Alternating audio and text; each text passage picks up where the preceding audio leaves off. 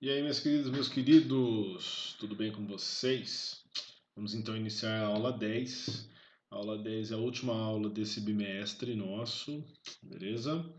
E a gente vai começar a falar de energia, tá? Não tem como a gente terminar esse ano aí sem falar do conceito de energia e das leis da conservação, né?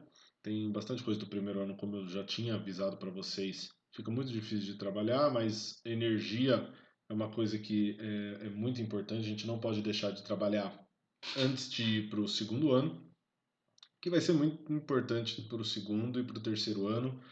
Energia simplesmente é um conceito extremamente abrangente, cientificamente falando, não fica só na física, não é só na física que ele tem uma importância muito grande, tá?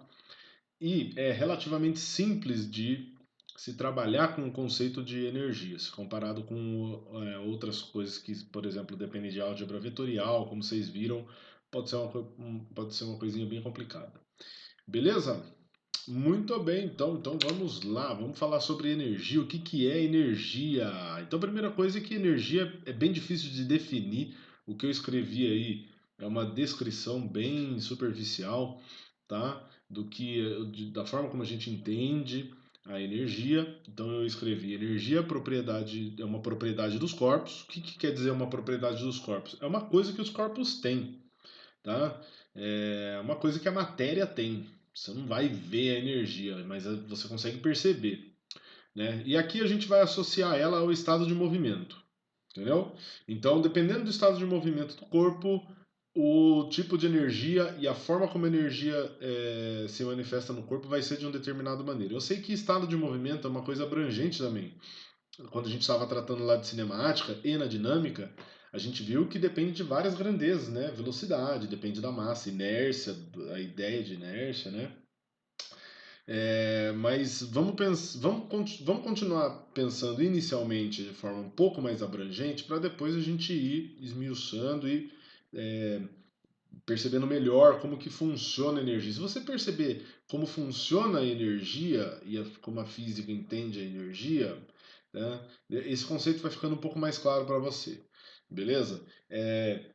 Por que, que eu falo entender como a física entende, né, como a física vê? Porque a palavra energia a gente já usa no nosso cotidiano para um monte de coisa que não tem nada de científico, né?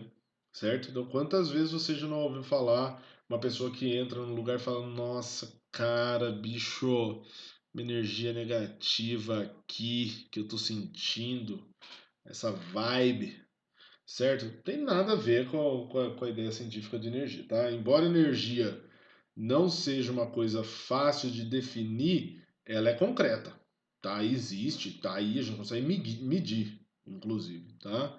Beleza? Muito bem. Então, como que ela pode se manifestar essa energia, né? Bom, primeiro tipo de energia, primeira forma que ela pode se manifestar é como energia potencial gravitacional. Lembra que eu tava falando ali do estado de movimento. Se um corpo está parado, não quer dizer que ele não tem energia.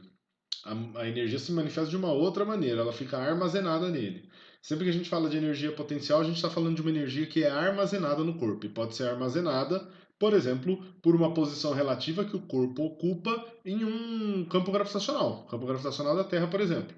Então a moça ela conseguiu completar o levantamento ali de peso. Enquanto ela está segurando o peso lá em cima, essa barra com o peso armazena uma quantidade de energia enorme. Em qual formato? Potencial gravitacional, porque ela está a uma altura em relação ao solo, certo? Beleza? Note que essa energia, ela se manifesta, depois que ela solta o peso, ela se manifesta de uma outra maneira. Essa é uma outra forma de pensar a energia potencial também. A energia potencial é sempre uma energia que está querendo fazer alguma coisa, entre aspas, tá? Está querendo promover alguma coisa. Essa energia está querendo se transformar de um outro jeito. Uma outra forma de classificar a energia é como potencial, só que agora elástica. Então, é uma energia que está armazenada por um processo elástico. Então você pode pensar numa mola que você estica. Se você esticar uma mola e segurar, você percebe que você tem que você precisa se esforçar para manter aquela deformidade na mola, tá? Ela está querendo, ela tem o potencial de gerar movimento, né? Tá? Enquanto você está segurando ela, certo? Por quê? Porque ela está armazenando uma quantidade de energia de forma elástica. Aí eu coloquei um GIF do um arco e flecha, que é o mesmo esquema. Estilingue, tá? É o mesmo procedimento, beleza? Tá? E não precisa ser só com corpos que esticam isso daí, não. Tá? Quando eu falo corpos que esticam, ficou meio estranho, porque todo corpo estica ou todo corpo pode ser comprimido, mas que a gente percebe bem, né, a deformação no corpo. Não precisa ser todo corpo que é deformado, até numa medida que a gente não consegue perceber pelos nossos sentidos, ele vai armazenar energia potencial elástica. Beleza? E essa energia pode se manifestar de uma outra maneira, pode ser utilizada de uma outra forma.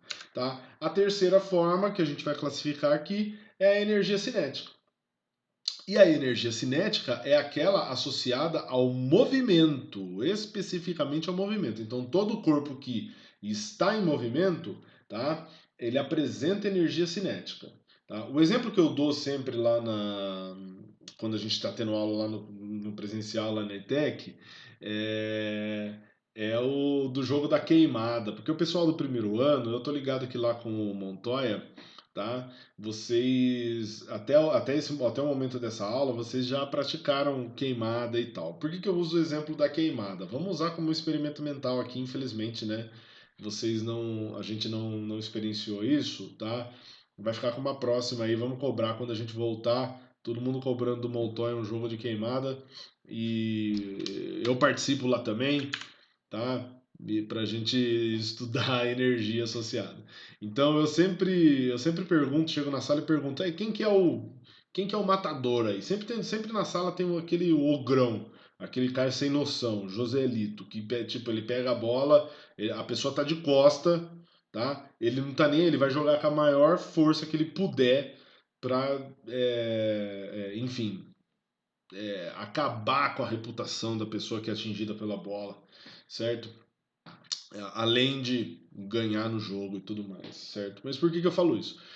E pergunto, né? Sempre aparecem umas coisas bizarras, tipo, a pessoa, nossa, o cara jogou a bola na minha cara, acertou o meu olho, eu tive que ficar com um tampão. Aparece um monte de coisa, tá, gente? Então, eu espero essas situações aparecerem porque fica mais fácil de eu contextualizar. Então, sempre que alguém toma uma bolada, eu pergunto: e aí, o que, que você sentiu? Quando a bola impactou, o que você sentiu? A primeira coisa que a galera fala é dor, que pode ser associado com uma forma de energia, tá? Mas a gente vai deixar para depois falar isso daí, tá? E aí eu perguntar, mas e aí, vocês ouviram alguma coisa além de ver? Não, ouvimos, faz um barulho. Então, o som, gente, é uma parte da energia da bola que foi convertida, a energia cinética da bola que foi convertida. Vocês sabem que quanto mais veloz tiver a bola no momento do impacto, maior vai ser o som que ela faz, não é verdade? É porque você tem mais energia de movimento sendo transformada em som. Aí eu pergunto para a pessoa: você tomou uma bolada no braço? Quando você colocou a mão no braço, o que você sentiu? Todas as vezes a pessoa fala: nossa, eu senti que estava quente. Olha isso que louco, aumentou a temperatura daquela região do seu corpo, energia térmica, certo? Então, só estou mostrando para vocês como às vezes a gente não para pensar, mas a gente tem um monte de evidência da existência da energia, da forma como a gente entende lá na física, entendeu? Isso tudo é a energia cinética da bola que, quando se choca com o corpo da pessoa, se transforma em som, se transforma em calor. Tem uma parte da energia que continua em movimento, porque você sabe que a bola bate, ela não para assim, né? Certo? Ela bate, ela tem um rebote, né? Ela volta um pouquinho. Então tem um pouco de movimento ainda na bola, certo? Então, tudo isso que eu estou falando, esses exemplos, vão mantendo eles é, na cabeça de vocês e vão observando as coisas que estão acontecendo ao redor de vocês, que agora não é muito por causa da pandemia, mas enfim, vão tentando pensar do ponto de vista da energia, que isso ajuda bastante a entender. Beleza? Na aula de hoje eu não vou falar só de energia, né? Eu vou falar do trabalho. O que é trabalho? Trabalho é uma forma de eu classificar a energia. Então, assim, todas essas energias aí, energia gravitacional, energia elástica e a energia cinética, estão relacionadas com o trabalho. A gente dá o nome de trabalho para aquela quantidade de energia que está relacionada com uma força, certo? Então, sempre que a gente associa um movimento a uma força, por exemplo, o peso que a mulher soltou, o peso que a atleta ali ela soltou, certo? Depois de ter levantado, ok? Então, Quando ela soltou, o que acontece? Tem uma força que está atuando o tempo todo na barra. Que força que é essa? A força peso, certo? Então a força peso tá, nós dizemos que a força peso está realizando um trabalho, porque tem uma energia associada à força peso que desloca o peso para baixo, certo? Da mesma forma que quando a flecha ela chega até esse ponto onde a deformação da corda, né, da corda, do fio, do, do arco e flecha, tá no máximo, tem uma força sendo exercida aqui na flecha, que é uma força elástica, e que vai realizar trabalho, porque ela impulsiona, ela desloca a flecha. Toda força que desloca um corpo está realizando o trabalho. E o trabalho é a quantidade de energia necessária para realizar, certo? Aquele deslocamento. Deu para entender? Então veja que o trabalho, o termo trabalho, tá? Quando a gente fala trabalhar, fazer alguma coisa, tem essa relação. Beleza? Trabalho é a quantidade de energia associada às forças que provocam deslocamentos. Basicamente é isso. E aí a gente já vai para a definição algébrica já, onde que está esse deslocamento, qual força que pode realizar trabalho, qual que não realiza, como que a gente faz para estudar isso. Então imagine essa situação, ó. Eu tenho um carinha aí, o carinha tá puxando uma caixa, tá? Por intermédio de uma corda, né? Então ele tá exercendo uma força na corda, a corda exerce uma força na caixa, e essa força, tá, por meio dessa força, ele consegue deslocar a caixa. Então ele está realizando um trabalho. Beleza? Só que tem um detalhe: não é bem toda essa força aí que ele está exercendo na caixa que de fato realiza trabalho. Como assim? Porque veja, essa força ela está na diagonal, né? Tá? E o deslocamento da caixa é na horizontal. Então tem uma parcela da força, tem apenas uma parcela da força que está ajudando no movimento da caixa. Então é só essa parcela da força que nós dizemos que realiza trabalho de fato. Beleza? Tá bem exemplificado aqui, ó. Veja, o cara está decompondo a força, ó. É só esse vetorzinho azul que realiza trabalho, tá? É bem tranquilo de contabilizar isso daí, digamos assim, na hora de fazer o cálculo do trabalho. Do que o trabalho depende, né? Ou seja, do que depende a energia necessária para mover essa caixa? Bom, depende da força de que você vai empregar. Quanto maior a força, maior é o trabalho que você vai realizar, certo? A força está aqui, F, pode ser qualquer uma, né? Depende do deslocamento, para pensar. Quanto maior for o deslocamento que você vai causar na caixa, maior a quantidade de energia que você vai utilizar. Então o trabalho depende desse deslocamento, tá? Tá aqui a letra D, né? Beleza? E depende do cosseno que a força forma com a horizontal. Por que isso, professor? Pelo amor. Porque quando o cara decompõe a força aqui, né? Dá uma olhadinha, ó. Então tá a força aqui e a força que está sendo decomposta é a parcela horizontal, é o x. E eu tenho esse ângulo θ aqui. Se eu for escrever a força Fx em função do ângulo, perdão, né? E da força total ali, vai ficar força vezes o cosseno. Porque a função que eu tenho que usar é o cosseno desse ângulo aqui, nesse triangulinho, né? Porque eu tenho o cateto adjacente e a hipotenusa eu quero relacionar esses dois termos, certo? Então, para ficar a definição mais completinha, força vezes deslocamento vezes cosseno de θ. Se a força já tiver na horizontal, gente, aí o trabalho basta você calcular força vezes deslocamento. Beleza? Tá? Força vezes deslocamento e acabou. Se já tiver só se já tiver na horizontal, hein? Beleza? Eu já vi muito lugar aí que os caras botam isso daí como forma de calcular o trabalho. Ó, o trabalho é assim. Aí o povo até inventa aquelas frasinhas que a galera adora, né? Ó, o trabalho é foda. Ó, o trabalho é foda. Foda é você errar porque você usa essa fórmula aí para calcular o trabalho de qualquer força que for. Toma cuidado. Beleza? Toma cuidado. Tá? Falando mais sobre essas peculiaridades, o trabalho é uma forma de energia.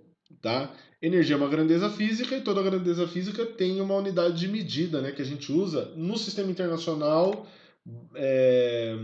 para servir de referência. No sistema internacional, a energia é medida em joules, beleza? É representada pela letra J maiúscula, ok? Tem um monte de unidade de energia, de unidade de medida de energia, tá? Tem o joule, tem a caloria, nós vamos estudar bastante ela lá no segundo ano. Nós temos também o eletronvolt, nós temos o quilowatt-hora. Quilowatt-hora está relacionado com o consumo de energia elétrica, né? Beleza? Outras peculiaridades, né? Veja, se a força que está sendo exercida no caixote aí, né? Ela tiver um ângulo θ aí que está entre 0 e 90, é isso que eu coloquei. Eu devia ter espaçado um pouco essas frases, mas tudo bem. Tá, vamos lá. Se tiver entre 0 e 90, se tiver entre 0 e 90, ou seja, o primeiro quadrante, tá? Todo ângulo do primeiro quadrante tem um cosseno que é positivo. Então o que acontece? O trabalho vai ser positivo, certo? O trabalho vai ser positivo. E aí nós dizemos que o trabalho é realizado pelo sistema. Se o trabalho de uma força é positivo, quer dizer que essa força está ajudando no movimento. Você pode pensar dessa forma. Só não escreve isso daí, mas ajudando no movimento. Vocês entendem isso, né? O movimento é para a direita, a força está realizando um trabalho também no mesmo sentido aí, tá? Agora olha isso, ó. Se o ângulo for exatamente 90 graus, por exemplo, você poderia perguntar: será que a força peso realiza trabalho, professor? E a força normal realiza trabalho? Você pode associar um trabalho a elas. A questão é, veja que o ângulo formado entre a força e o deslocamento, que é o ângulo θ, no caso da força normal e no caso da força peso, seriam ângulos de 90 graus. A força peso, na verdade, seria 270, mais correto, né? Mas é perpendicular. Toda força que é perpendicular ao deslocamento, ela não está o quê? Ajudando no movimento. Concorda? Então o trabalho vai ser nulo, tá? E aí, se a força passar os 90 graus, certo? Tiver entre 90 e 180, 90, entre 90 e 180, 180, 180, o cosseno vai ser negativo, então o trabalho vai ser negativo. Então o trabalho vai ser realizado sobre o sistema. Aconteceria isso, por exemplo, se eu considerasse o quê? A força de atrito, certo? A força de atrito, lembra? A definição dela é atuar no sentido contrário do movimento ou da tendência do movimento, não é verdade? Então ela é uma força que vai ter um trabalho negativo nesse caso aí, tá? Porque ela está atrapalhando o movimento. O lance da energia ser positiva ou a energia ser negativa, tá? Eu preparei uma parte da aula para a gente discutir isso daí, então ainda não vou falar nada disso, tá? Beleza? Pode ser negativo tranquilamente. É uma grandeza escalar a energia, tá? E vai ter uma interpretação, como toda grandeza escalar que a gente associa a um valor negativo tem uma interpretação. Aconteceu isso com a velocidade, aconteceu isso com a aceleração. Você não precisa se preocupar. Beleza? Então bora lá, vamos fazer o nosso primeiro exemplo da aula. Nice. Vamos lá. Primeiro exemplo. Considere que sobre um corpo hipoteticamente isolado de quaisquer outros, somente do chão que não, pelo jeito, tá? Sob a ação das forças F1, F2 e F3, todas de mesmo módulo igual a 100 newtons, formando com a horizontal ângulos de 0, 60 e 120 graus, como mostra a figura a seguir. Essa é a maior frase já escrita na história dos enunciados de física e eu não estou muito orgulhoso porque fui eu que escrevi essa questão, gente. Ai, desculpa. Eca. Bom, é assim, ó. Tem três forças atuando no corpo. As forças F1, F2 e F3. E elas têm todas o mesmo módulo. Então eu vou anotar essa informação. A F1 é igual a F2, é igual a F3, que é igual a 100 newtons. Beleza, tá? Aí, cada uma delas está formando um ângulo diferente com o deslocamento, o que está na horizontal, com a horizontal. Veja, a força F1, que está aqui, ó, né? Tá vendo a força F1 que está aqui? Ela está formando um ângulo de 0, enquanto F2 forma um ângulo de 60 graus. E F3, tá? F3, irmão, achei que tinha selecionado, né, meu querido? Aqui, ó. F3 forma um ângulo de 120 graus, beleza? Basicamente é isso. Tem 3 forças, cada uma forma um ângulo diferente horizontal, beleza. Se o corpo sofre um deslocamento D de comprimento igual a 5 metros, opa, então o comprimento do deslocamento é de 5 metros, determine o trabalho realizado por cada uma das forças. Dados, olha lá, ele deu o cosseno de 0, cosseno de 60, cosseno de 120. Isso é outra coisa, né? Vocês estão no primeiro ano, todo o valor de cossenos será dado. Beleza? Pode ficar tranquilo. Até dos ângulos notáveis, eu sei que muitos de vocês já estudaram isso daí, tá? É ótimo. Mas a galera que não. Galera que estudou, quando eu falo estudou, é teve na escola. A grande maioria de vocês teve na escola, né? Mas, enfim, a gente sabe como é que é, né? Entrando na adolescência, esse negócio aí, trigonometria, não vai me adiantar nada. Então, só vai assim se acostumando, né, que tem esses ângulos notáveis e os seus ângulos complementares e suplementares. É importante você saber a relação com seno e cosseno. No segundo ano, eu acho que de matemática, vocês trabalham bastante isso daí da trigonometria. Faz um estudo analítico, então não tem que se preocupar por enquanto. No segundo ano, vocês vão estudar bastante isso daí. Vamos lá. Então vamos começar pela força F1. Vamos começar com o cálculo do trabalho da força F1. Eu vou chamar o trabalho da força F1 de W1. Eu esqueci, eu não falei que o trabalho é representado pela letra W, né, gente? Puta que pariu. Ó, então a gente representa o trabalho pela letra W, de work, certo? Do inglês. E aí a gente viu que ele depende da força, do deslocamento e do cosseno do ângulo formado entre a força e o deslocamento. A força F1 ela é paralela ao deslocamento, então o ângulo é zero. E nós vimos que o cosseno de zero é 1, então vai ficar assim. Força F1, todas as forças valem 100 newtons, o deslocamento é 5 e o cosseno de zero é 1. E aí, 100 vezes 5 vezes 1, 500. Está tudo no sistema internacional. 500 joules. Beleza, da hora, bonitão. Pronto. Agora vamos para a próxima. Já era. Vamos para a próxima força. Força F2. O trabalho da força F2, o chamado de W2, é F2, deslocamento, vezes o cosseno. Qual o ângulo que a força F2 forma com o deslocamento? Tá? 60 graus. E o cosseno de 60 é meio. Então vai ficar força F2 100, que multiplica o deslocamento, que não é 1, o deslocamento ele vale 5, vezes o cosseno de 60, que é meio. Tá? 100 vezes 5 vai ser 500, 500 vezes meio, 250 joules. Tá vendo? Então, quando o ângulo era zero, deu 500 joules. Quando o ângulo era 60 graus, deu 250. Aumentou o ângulo da força, obviamente diminuiu a parcela horizontal da força, fazendo com que o trabalho diminuísse também, tá? Ô, professor, sabe o que eu percebi? Que, tipo, a gente calculou o trabalho, como todas as forças são iguais, a gente calculou o trabalho inicialmente fazendo só força vezes deslocamento, uma vez que o cosseno de zero é 1. Eu vou repetir depois esse mesmo cálculo, né? Ó, força vezes deslocamento, aí só vai ficar multiplicado pelo cosseno aí, que é meio. Então eu poderia fazer isso, tipo, eu sei que é 500, o outro vai ser metade, porque é só multiplicar por meio. Sim, tranquilo, dá para pensar dessa forma. Vamos calcular o trabalho da força F3. Vai ser F3 vezes o deslocamento vezes o cosseno agora de 120 graus.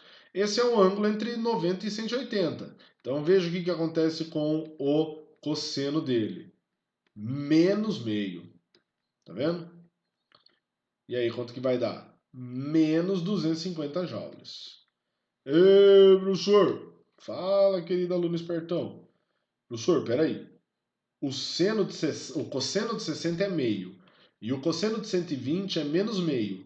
E 120 mais 60 dá 180. Isso aí é uma coincidência? Ou... Não, funciona assim mesmo.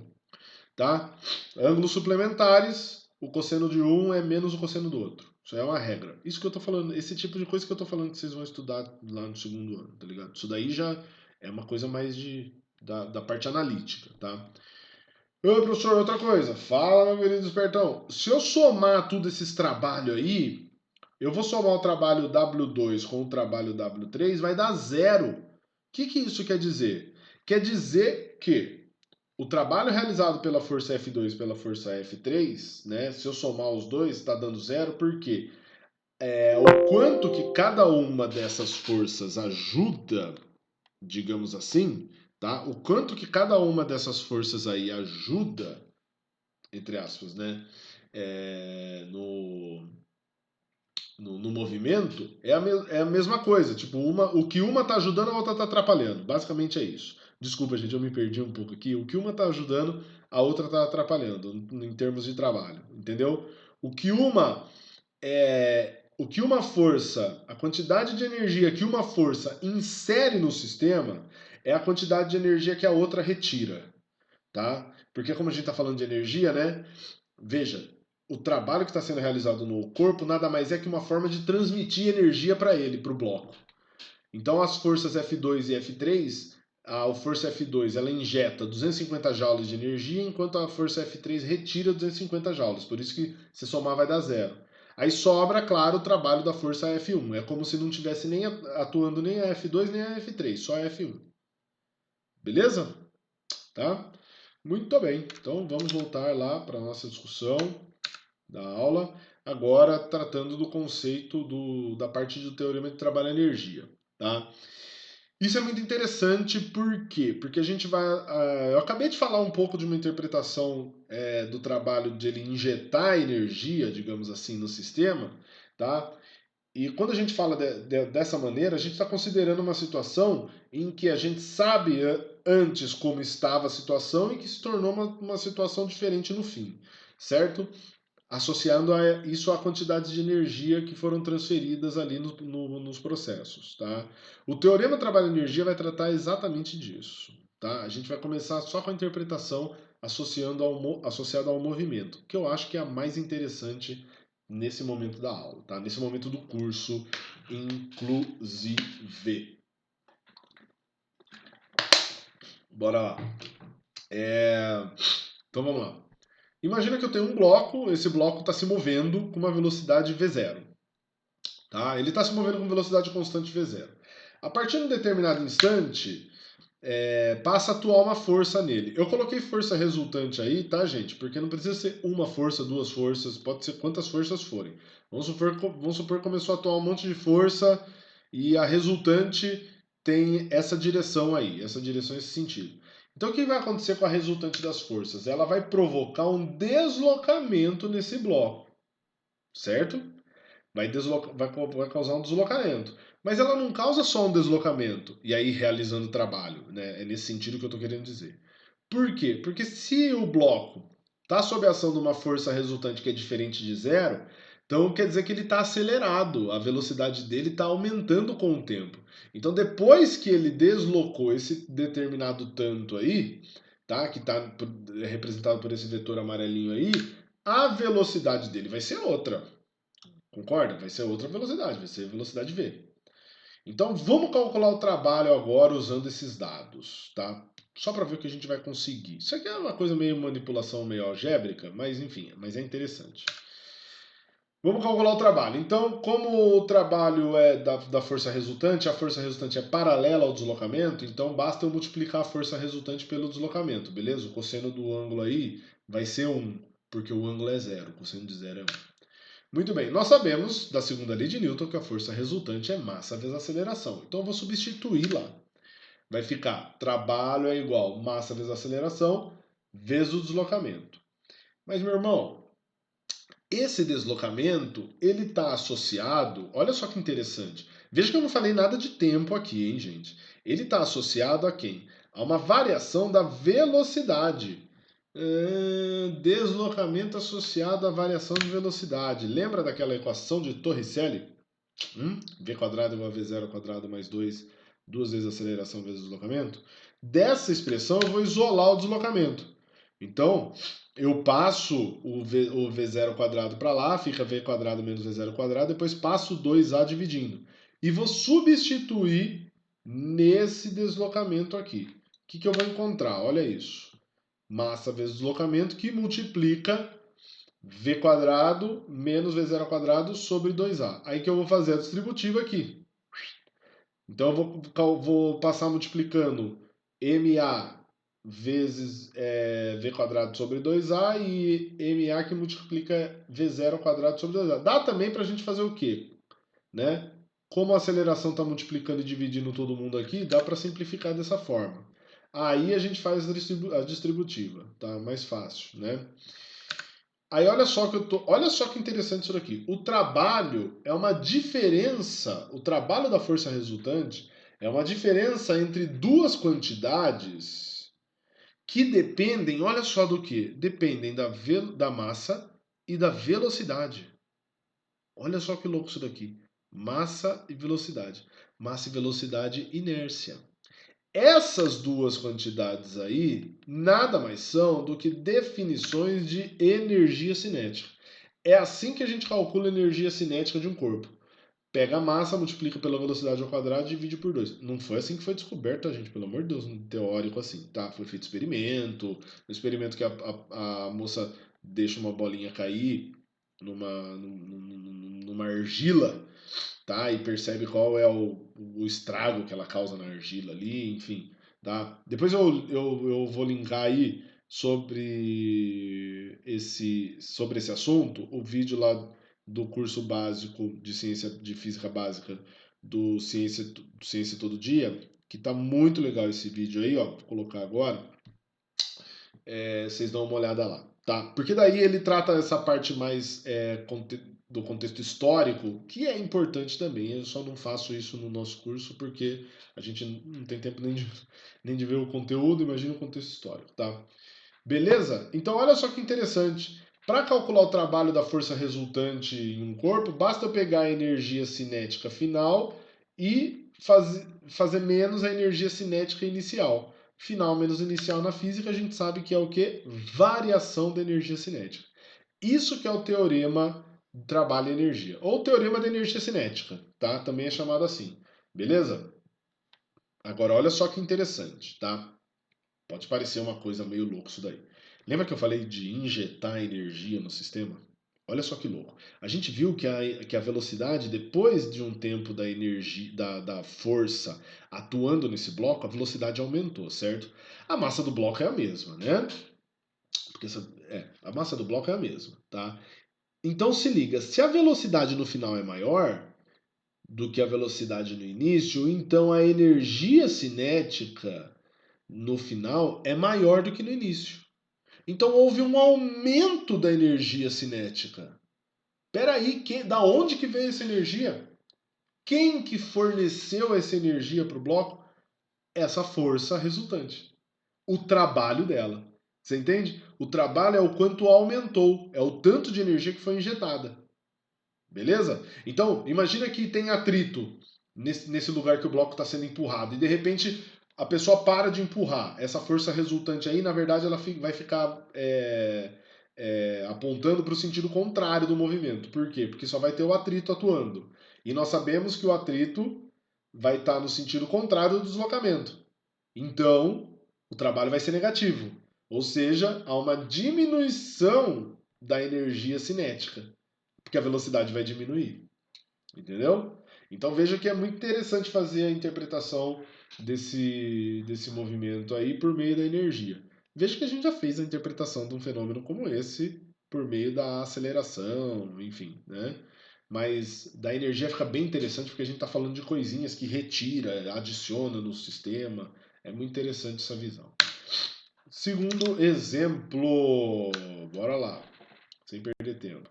Deixa eu mais organizadinho aqui, ó. Plip, plip, plum.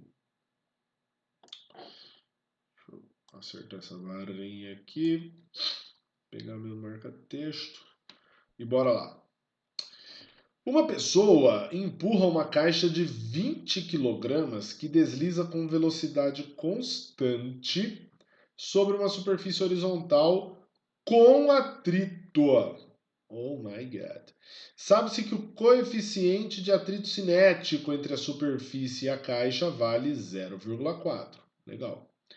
Determine, letra A intensidade da força que a pessoa exerce sobre a caixa. Ixi, vamos lá. Bom, Primeiro vamos analisar as forças que estão atuando na caixa aí. Nós temos a força que o cara está fazendo na caixa, eu vou chamar ela simplesmente de F. Nós temos o peso, né, dessa caixa. Nós temos a força normal que está atuando na caixa. E o cara falou que tem atrito, hein, irmão? O cara falou que tem atrito. Então tem uma força de atrito atuando aqui. Beleza? A informação mais importante nesse momento é a seguinte, que a velocidade é constante. Lembra o que acontece quando a velocidade é constante, gente? Quanto que vale a aceleração do movimento quando a velocidade é constante? Zero. Porque a aceleração é a taxa com que a velocidade varia. Se a velocidade não varia, então é zero essa taxa. Tá? Pela segunda lei de Newton, nós sabemos que a força resultante é massa vezes aceleração. Agora fale para mim, se a aceleração é zero, a força resultante vai dar quanto? Zero. Professor, já não posso escrever se a velocidade é constante e a força resultante é zero? Pode. Claro que pode. Tá? Só estou relembrando as coisas aqui. Se a força resultante é zero, meu amigo, o que acontece com a intensidade dessa força F que a pessoa está exercendo na caixa e essa força de atrito aqui? Elas têm a mesma intensidade, tá? A normal e o peso não preciso nem falar, né? O equilíbrio na vertical está garantido uma vez que a caixa está sendo empurrada na horizontal. Beleza? Então, muito bem, é assim que a gente começa o item A. Nós sabemos que a força exercida pelo cara é a força de atrito. Tem a mesma intensidade da força de atrito. E a força de atrito, como que a gente calcula? Coeficiente de atrito vezes a força normal, certo? Mas a força normal, nesse caso, quem que é? É a força peso, que a gente calcula como massa vezes a gravidade. Aqui eu não coloquei, tá, gente?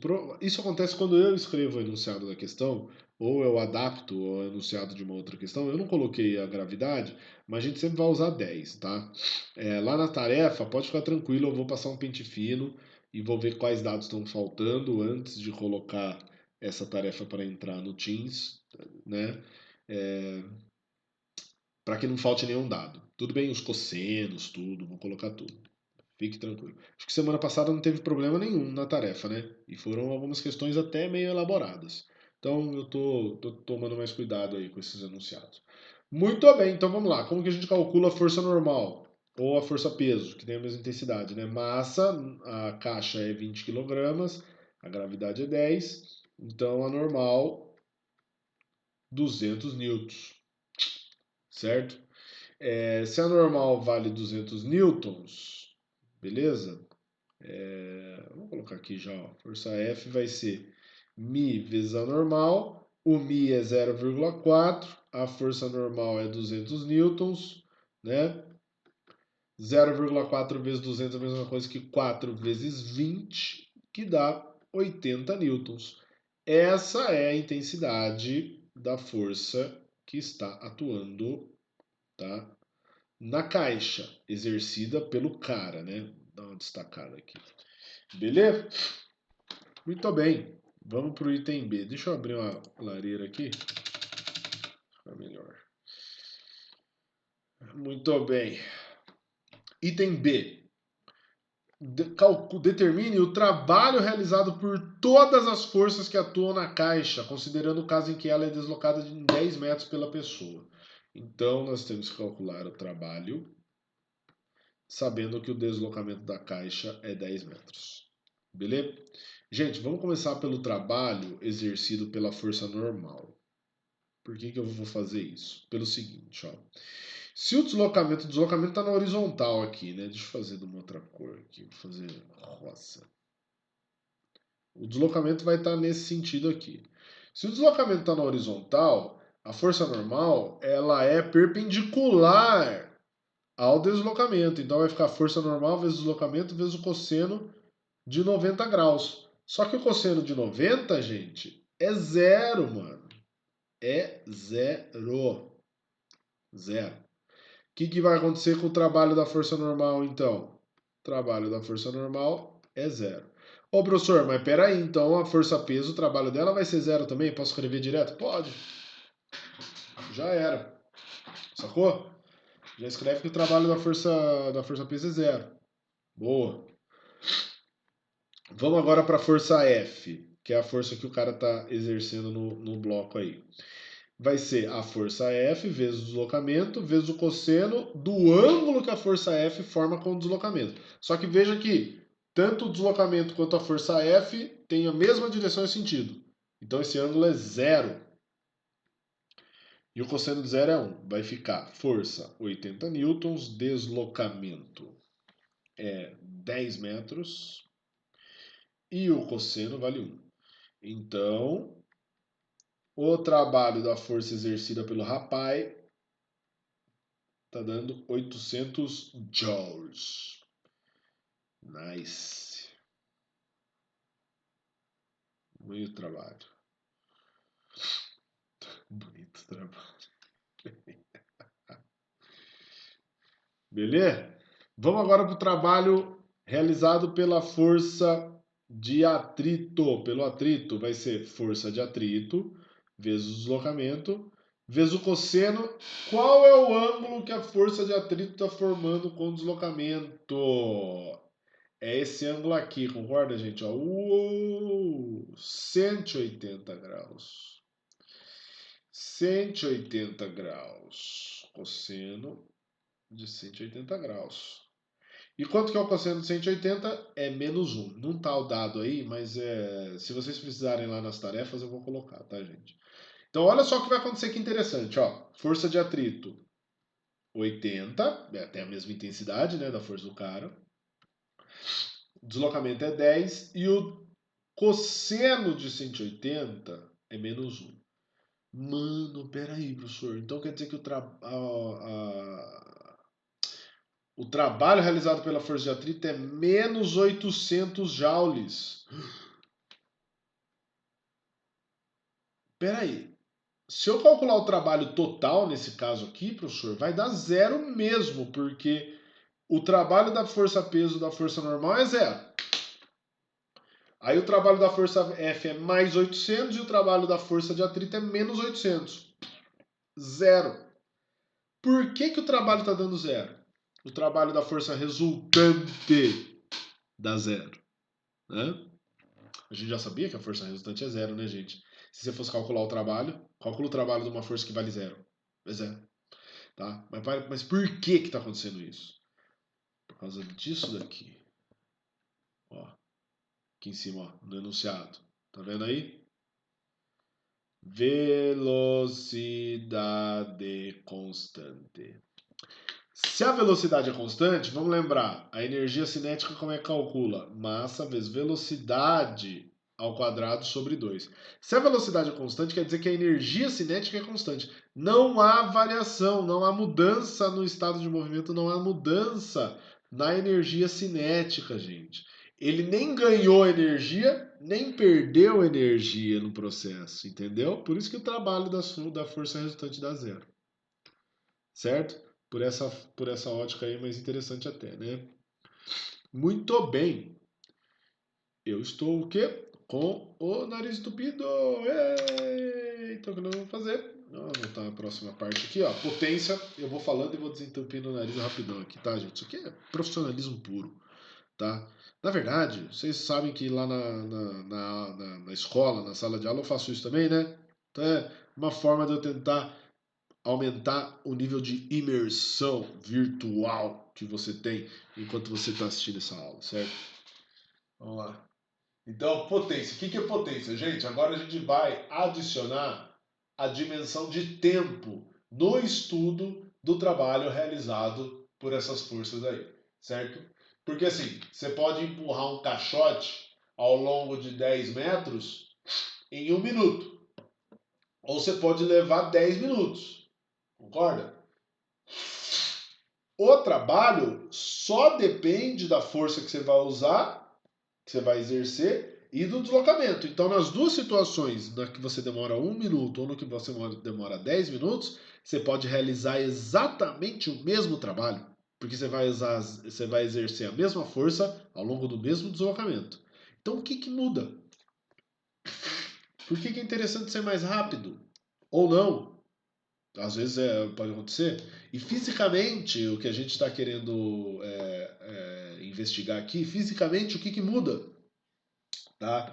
Então vamos pensar no trabalho daquela maneira que eu tinha falado para vocês, como uma forma de injetar energia, né, transmitir energia para o sistema, retirar energia do sistema. A potência mede o quão rápido isso acontece. Entendeu? A taxa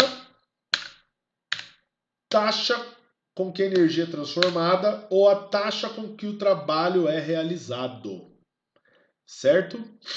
Então, quando a gente fala taxa de transformação de energia, igual está aqui, é um termo bem mais abrangente, digamos assim, é, porque a potência é uma grandeza também, como depende de energia, muito abrangente, tá? Você pode pensar em potência como taxa de consumo de energia elétrica, taxa com que você queima caloria quando você está fazendo um exercício. Não sei se vocês, galera aí que já vai para academia, né? Tá? Às vezes você tá numa esteira. Eu lembro lá, tô até com saudade. Tem uma máquina na academia que eu frequentava lá, que é de escada, é uma mini escada rolante. Você fica subindo escada, é muito da hora. E ela mostra lá, tem os dados que ela vai rodando, certo? Quantos passos você deu, quantos degraus você subiu, quantos andares você já subiu. E tem uma parte que aparece lá, um número com watts no lado. É a potência, tá? A potência que você está realizando, o quanto de energia que você está gastando na unidade de tempo, tá? Lembra que toda taxa, né? Quando a gente fala taxa de variação, taxa de transformação, está relacionado com o tempo. Beleza? Então, assim como a velocidade é uma taxa de variação da posição escalar, a gente faz V igual a V igual a delta S por delta T. A potência também a gente vai calcular a energia, tem até alguns lugares que escreve delta E, delta Q, delta W, tá? Eu vou só colocar só E, W, Q. Q é de calor, tá, gente? Depois a gente vai ver isso daí, mas depois, tipo, ano que vem. Eu coloco isso daí porque é mais fácil de associar, acho que uma quantidade de energia em um determinado processo, né? Dividido pelo tempo. É só isso, beleza? Aí o mais interessante é a unidade de medida, né? O, o trabalho, a gente mede em joules, ou a energia, né? A gente mede em joules, e o tempo em segundos. Então a unidade de tempo da potência é joule por segundo. E esse joule por segundo, que para ele que nós damos o nome de watts. Eu tenho certeza que watts é um termo que você já ouviu falar. Tenho certeza. Todos vocês, tenho certeza que já ouviram falar de watts, tá? Principalmente se você já viu, sei lá, se lá na sua casa já fizeram discussão de, sei lá, comprar uma lâmpada, qual lâmpada que vai comprar, se é de tanto 60 e 40 watts. Vá lá, filho, pegue a lâmpada de 40 watts que gasta menos energia. Eu sempre conto essa história, que quando minha mãe mandava comprar uma lâmpada porque queimou a lâmpada aqui em casa, aliás, lá em casa quando eu morava com a minha mãe. Ah, essa pandemia. E é interessante porque você pensa assim, qual que é a diferença de uma lâmpada de 40 watts e uma lâmpada de 60 watts? A de 60 watts, ela consome mais energia. Pois é, mas não é só isso, né? É, ela está transformando mais energia na mesma unidade de tempo. Quando a gente fala 60 watts e 40 watts, a gente está falando 60 joules por segundo e 40 joules por segundo. Na mesma unidade de tempo, tem mais energia sendo transformada. Como uma lâmpada, ela transforma energia elétrica em luz, quer dizer que aquela de 60 watts ela vai brilhar mais, porque ela transforma mais energia elétrica em luz na mesma unidade de tempo. Você entendeu? A mesma coisa é você pensar num chuveiro, tá? Esquentar a água mais rápido, esquenta mais a água, ferro de passar roupa. Isso daí a gente vai falar bastante lá no terceiro ano, quando a gente estiver falando de circuitos elétricos. Mas é que essas coisas elétricas estão muito presentes no nosso cotidiano. Eu tenho certeza que vocês vão entender melhor com esses exemplos. Deu para entender potência? Então é isso. Ah, mas e no caso da mecânica, professor? Como que eu posso entender? Imagina que esse cara, ele está levantando um livro, tá? Tem duas situações, olha só. Na situação da esquerda, e o que acontece? É o mesmo livro que ele está levantando, né? Ele está levantando com uma velocidade constante nos dois casos aí. Então, a força que ele está fazendo tem a mesma intensidade que a força-peso que está atuando no livro. E é o mesmo livro nas duas situações. Só que veja que no lado esquerdo, né, gente, ele demora um ΔT, um intervalo de tempo menor do que no lado direito. Tanto que o ΔT na formulinha ali ele está menor do que, está representando um intervalo de tempo menor, certo? Quer dizer que a potência é maior, né? Então tem mais energia sendo consumida, gasta, transformada, né? Porque ele demora um tempo menor se comparado com o lado direito, certo? Lembrando que quando eu tô falando mais energia sendo gasta é considerando o tempo. A quantidade de energia para levantar o livro nos dois casos é a mesma. Só que no caso, no lado esquerdo, você tem uma potência maior, porque o tempo que ele está realizando esse trabalho é menor. Beleza? Muito bem. Agora, dá uma olhada ali em cima na formulinha da potência, ó. Tá? Como a potência mecânica está associada a movimento, se a gente pensar na quantidade de energia como sendo trabalho, quer dizer, deslocamento, movimento tem a ver com deslocamento, né?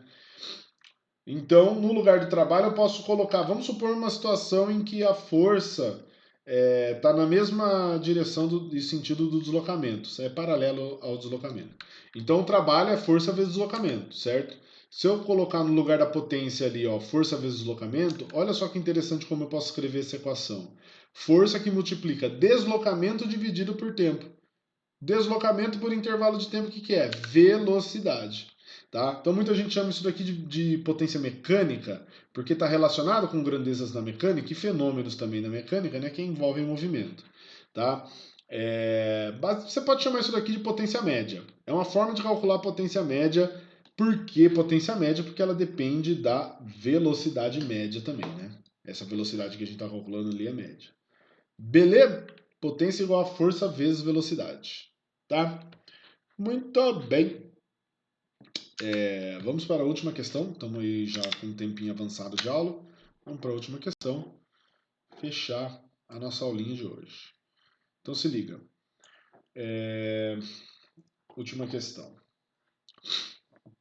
Um atleta de massa 80 kg se eleva numa corda subindo 8 metros em 6,4 segundos, com velocidade constante. Isso é muito importante. Considere g igual a 10 metros por segundo ao quadrado. Aqui, dessa vez eu coloquei. Letra A. Qual é o módulo da resultante das forças sobre o atleta? Vai, fala aí, rapidão. Considerando que a velocidade é constante. A força resultante é zero, né, gente? Tá? Então, no item A, como a velocidade é constante, nós podemos dizer que a força resultante é zero. Beleza? Tá? E legal. Aqui é a alternativa A, aqui é a alternativa B e aqui é a alternativa C. Pronto. Vamos lá. Muito bem. Então ele sobe, como ele sobe com velocidade constante, a resultante das forças é nula. É zero. Letra B. Qual o valor do trabalho da força-peso do atleta? Se o cara tá subindo numa corda, se elevando numa corda, tá ligado? Daquele jeito, vai puxando assim. Então, vou fazer um desenho aqui. Você tem a corda, aí tem o cara, eu considero isso cara. E ele tá subindo na corda, beleza? Não vou tirar esse risco de baixo porque o negado vai pensar que é outra corda. Então, basicamente, é a mesma coisa que se ele tivesse parado ali e a corda estivesse puxando ele para cima com uma velocidade constante, certo? É só uma questão de referencial isso daí. Tipo, o cara parado e a corda puxando ele para cima, ou ele puxando a corda para baixo e indo para cima. Ação e reação, vocês estão ligados, né? Então, nós temos duas forças. Nós temos a força de tração, que está atuando no cara, tá? Puxando ele para cima, e temos a força-peso. E ele está subindo, então quer dizer que o deslocamento é para cima, ó, tá? Esses vetores, meu Deus do céu, considera que está reto, hein? Muito bem. Então, isso é importante porque veja que o ângulo formado entre o deslocamento e o peso é de 180 graus. O peso está diretamente contrário ao deslocamento, então quer dizer que o trabalho vai ser negativo, né? Bora lá, vamos calcular o trabalho da força-peso. O trabalho da força-peso vai ser a força-peso vezes o deslocamento vezes o cosseno de 180 graus, que é -1. Beleza? Muito bem. Olhei ali porque vai que é minha mulher, vai que é a Laurinha, né? Ó, ah, força-peso, a gente ainda não calculou o peso do atleta, né? Eu vou colocar aqui, ó. Vou colocar aqui em cima. Peso é massa vezes a gravidade. A massa do atleta é 8 quilogramas, a gravidade é 10. Então a força-peso é 800 newtons. Então vai ficar 800 newtons, que multiplica o deslocamento é 8 metros, e o cosseno de 180, que é menos 1. Então, o trabalho da força-peso vai ser 8 vezes 8, 64, vezes menos 1 lá, né? Então, menos 6.400 joules. Nice. Beleza? Menos 6.400 joules. Ok. Continuando. Esse foi o item B. Item C.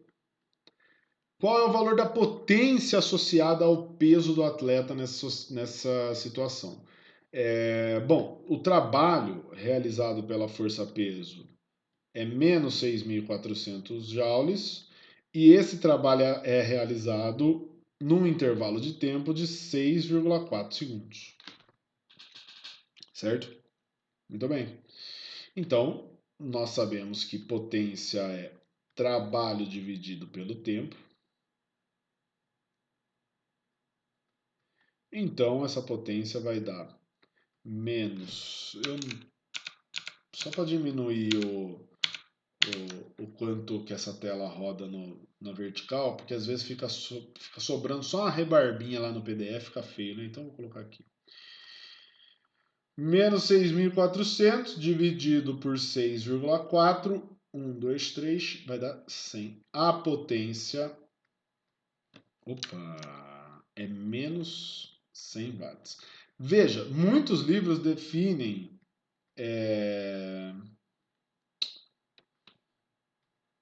Muitos livros definem a potência como o módulo da energia e tal. E tá certo, tá, gente? Beleza? Eu acho que faz mais sentido mesmo. Eu não coloquei aqui porque não tem problema a potência ser negativa. Ela só tá. Eu acho que é interessante por você ler, saber ler a potência como um dado negativo, pensando que você calculou essa potência por meio de uma variação de energia. Se a variação da energia for negativa, está relacionada com alguma coisa que está diminuindo aí, certo? Tá? Então, acho que é interessante que fique relacionado isso. O fato da potência ser negativa quer dizer que a energia ou o trabalho que deu origem ao cálculo dessa potência aí era negativo. Beleza? Tá? Então, quer dizer que a cada segundo que o cara está subindo a corda, o peso faz com que 100 joules de energia, tá, seja retirado do sistema. Então ele está adicionando também esses 100 joules ao mesmo tempo para subir com velocidade constante. Se ele quiser acelerar, ele tem que usar mais energia do que 100 joules, né? Beleza, meus queridos? Então, ó, é isso, nossa aula 10, última atividade. Todos os prazos de atividades desse bimestre foram, até esse momento aqui que eu estou falando com vocês nessa aula, foram já prolongados até o final desse bimestre. Então, se faltou alguma atividade desse bimestre, faça. Beleza? Se você está vendo essa aula e você tem alguma pendência do primeiro ou do segundo bimestre, tá? Se quiser me chamar lá no chat para a gente conversar, beleza, mas eu já vou adiantar aqui. Faz o seguinte, faz as atividades do terceiro bimestre tranquilamente, tá? Porque é, essas são as mais importantes, são as atividades vigentes, vão ficar registradas lá como atividades no prazo.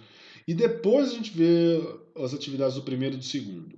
Tá? Basicamente, faça do terceiro, que do primeiro e do segundo a gente resolve lá depois. E outra, vocês têm outras disciplinas também. Tá? Tem gente que tem muita disciplina para fazer. Então, dá prioridade para as atividades desse bimestre.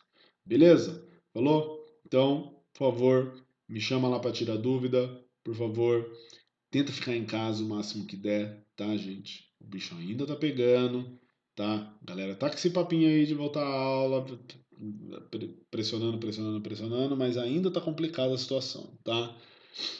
Da minha parte, por favor, que vocês precisarem, me procuram lá no chat que a gente resolve. Tá bom? Um abraço para vocês, tudo de bom. E é isso, meus queridos. Paz.